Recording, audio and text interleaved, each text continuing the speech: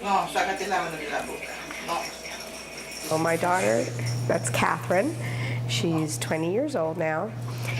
She was born microcephalic. It means her head was small, her brain is small. It's actually missing part of her brain. She has no cerebellum, and what she does have isn't normal. She has a seizure disorder, respiratory problems. She has chronic reflux. She eats through a G tube. And she wasn't supposed to live past a year. So she's turned 20, so it's been pretty amazing. It's been quite a journey with her. My name is Annette Diaz. I'm a pediatric nurse, and I'm a practitioner of reconnective healing. Let's see, I'm a mom, single mom. My daughter is 20 years old. She was born disabled.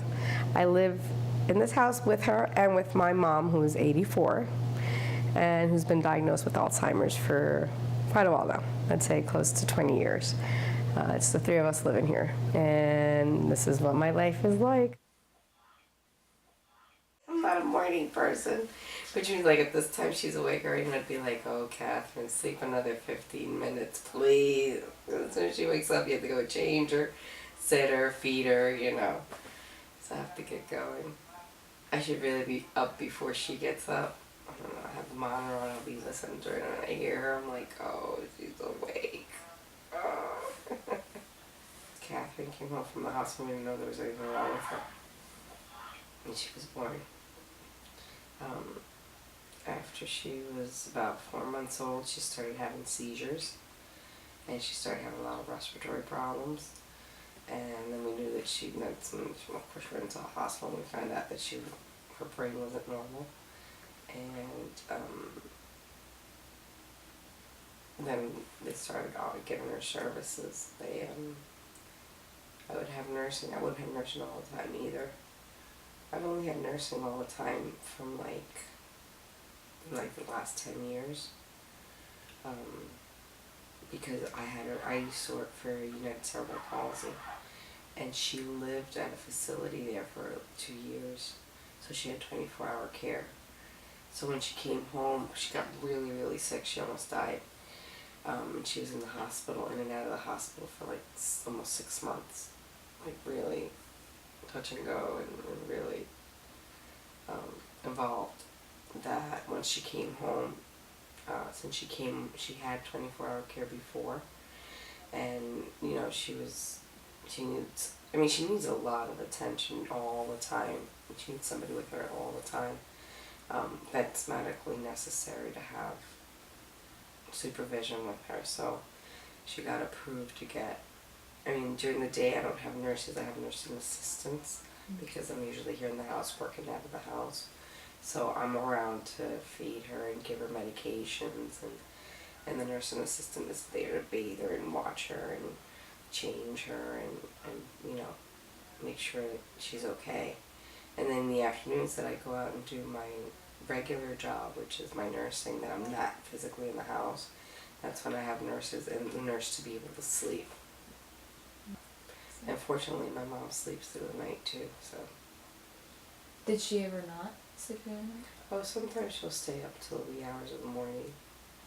She gets obsessed with a checkbook or writing grocery lists, and oh yeah. When she gets into that mode, she'll sit at the edge of her bed and write, and she'll take a checkbook out and try to balance her checkbook. And she'll rewrite her whole checkbook from back for 2 years. And she won't even bathe. She doesn't want to come out to eat anything. Here's what I'll do. So with Dr. Oz, with your hands, I'm going to just come in between them for a moment, give myself a chance to feel, and just to bring a sense of awareness to you, because awareness, consciousness, is our key. We're becoming more conscious beings. Now, for imagination, I want you to imagine, hold your fingers nice and crisp and firm. Now, imagine that there's a rubber band attaching to your two palms. I want you to sort of pull or stretch that rubber band a little bit. And just use your imagination, just pretend if you want to, but keep your eyes open. Obviously, the stronger we pull at a rubber band, the stronger it pulls in reverse. We resist it. I set up all her medication.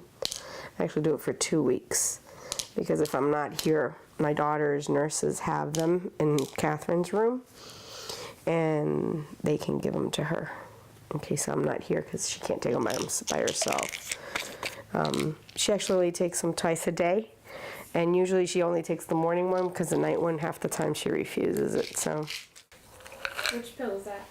this is her calcium, and she's supposed to take 2 in the morning and 2 at night, but I put them all in the morning because, like I said, she complains about taking the pills, and so I figured if I get her to take them all at least in the morning, she's got them in her.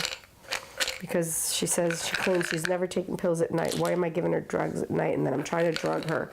I'm trying to kill her. I give her sleeping pills, and that's why she doesn't get up in the morning.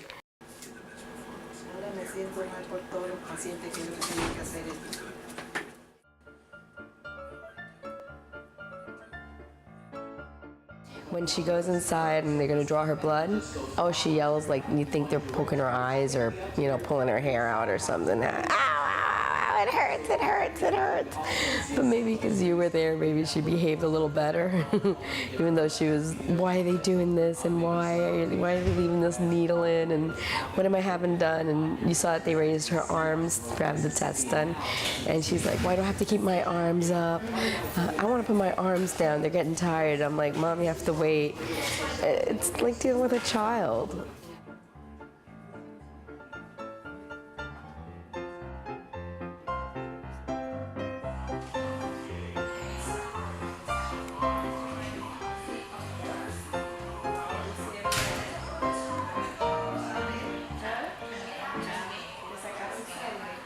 She says they drew her blood. I'm like, no, Mom, they did that earlier. The test is complete. We're just going to go back now and take some more pictures of her. We'll take pictures before and after. Oh, okay. So if you want, you can come back here.